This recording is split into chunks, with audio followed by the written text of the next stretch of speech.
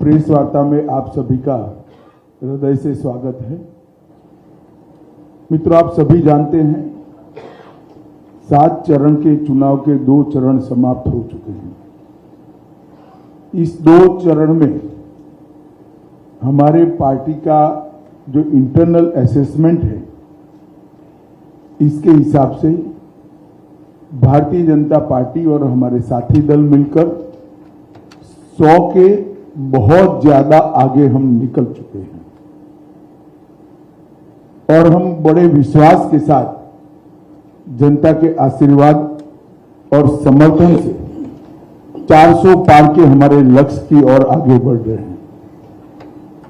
आसाम, बंगाल, उत्तर प्रदेश, मध्य प्रदेश, राजस्थान, छत्तीसगढ़, उत्तराखंड, ये सभी राज्यों में हमें बहुत बड़ी चुनावी सफलता मिलती हुई दिखाई पड़ती है।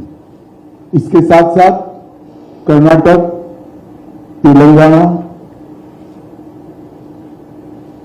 आंध्र, केरल और तमिलनाडु, इसमें से कर्नाटक, तमिलनाडु और केरल, ये 3 राज्यों में मतदान हो चुका है। कुछ बाकी है, परंतु जो शुरुआती ट्रेंड मिले हैं, दक्षिण भारत में भी भारतीय जनता पार्टी को बहुत अच्छा रिस्पांस मिल रहा है और इसके कारण हमारा 400 पार का लक्ष्य हम निश्चित रूप से सिद्ध करेंगे, ये हम सबका विश्वास बना है। मित्रों, आप जैसे जानते हैं, कुछ दिन से कांग्रेस पार्टी ने हमारे 4 से 400 पार के लक्ष्य को ट्विस्ट करना शुरू किया है।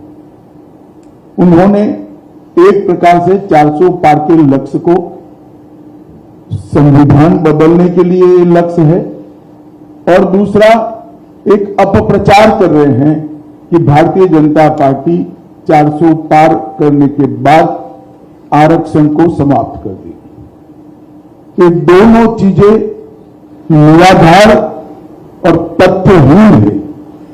भारतीय जनता पार्टी को पूर्ण बहुमत इस देश की जनता ने 2014 में भी दिया, 2019 में भी दिया।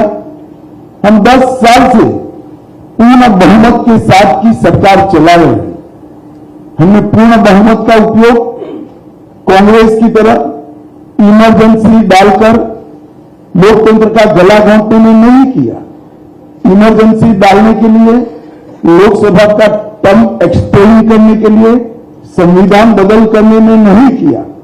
हमने पूर्ण बहुमत का उपयोग धारा 370 को समाप्त करने में किया, ट्रिपल तलाक को समाप्त करने में किया, अंग्रेजों के कानून बदलकर भारतीय संस्कार और भारतीय पद्धति के कानून लाने में किया, कोरोना के खिलाफ लड़ने में किया और जब कोर्ट से जनादेश मिल गया तो राम मंदिर के निर्माण में भी हमारी सरकार ने पूरी अनुकूल जमीन तैयार करने में अपनी भूमिका करी।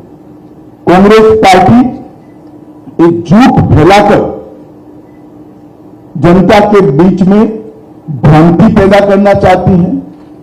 मैं ये बात स्पष्ट कर देना चाहता हूं कि Bharatiya Janata party ST, SC, OBC के आरक्षण की समर्थक है और हमेशा इसके संरक्षक के रूप में अपनी भूमिका निभाएगी। ये बात नरेंद्र मोदी जी ने भी कई बार सार्वजनिक भाषणों में स्पष्ट की है।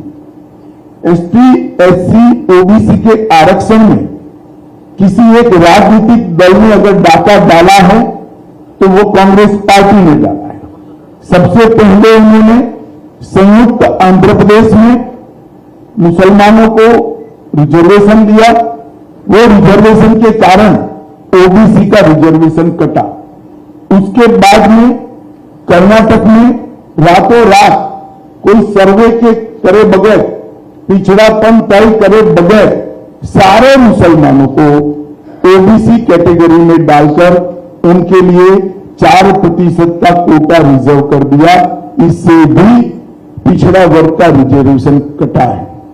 भारतीय जनता पार्टी स्पष्ट रूप से मानती है कि धर्म के आधार पर आरक्षण संविधान सम्मत नहीं है, गैर संवैधानिक है, और जब भी इन राज्यों में हमारे पास अधिकार आएगा, हम एक धर्म के आधार पर लादे गए आरक्षण को समाप्त कर एसटी, एससी और ओबीसी को हम न्याय दिलाने का काम करेंगे।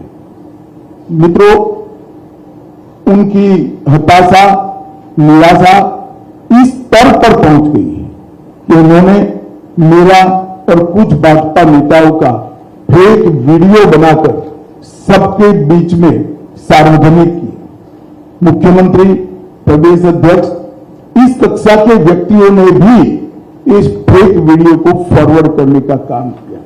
अब स्पष्ट हो चुका है। सौभाग्य से मैं जो बोला था उसका भी रिकॉर्डिंग हुआ था, तो वो रिकॉर्ड हमने सबके सामने रखा। दूध का दूध, पानी का पानी हो गया, और आज कांग्रेस पार्टी के प्रमुख नेता क्रिमिनल ऑफेंस को फेस कर रहे हैं। ये जो कृत्य है वो उनकी हताशा और निराशा का द्योतक है। जब से राहुल गांधी कांग्रेस की कमान संभाले हैं, राजनीति का स्तर नीचे नीचे नीचे ले जाने का काम कर रहे हैं, और ये इसका चरम, लोकसभा में चर्चा न हो देना, राज्यसभा में बहिष्कार करा देना, शोर शराबे करना और निराधार झूठ बोलकर प्रजा में भ्रांति फैलाने का काम लगातार उनके नेतृत्व में कांग्रेस पार्टी कर रही है। और मैं मानता हूं कि अब फेक वीडियो सर्कुलेट कर फर्जी टाइप का जन समर्थन प्राप्त करने का ये प्रयास ये बहुत निंदनीय है, और भारतीय राजनीति में किसी प्रमुख दल के द्वारा कभी ऐसा नहीं किया गया। भाई और बहनों, मेरी आप सबसे करबद्ध निवेदन है, सत्य को जनता तक पहुंचाइए। जनता को गुमराह जो करना चाहते हैं उनको अपने सिद्धांतों के आधार पर, अपने कार्यक्रमों के आधार पर और अपने घोषणा पत्र के आधार पर चुनाव लड़ना चाहिए।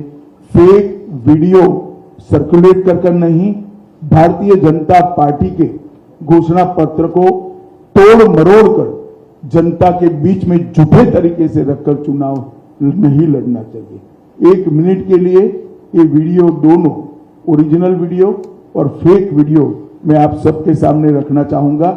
उसके बाद में आपसे सवाल जवाब लेंगे। धन्यवाद।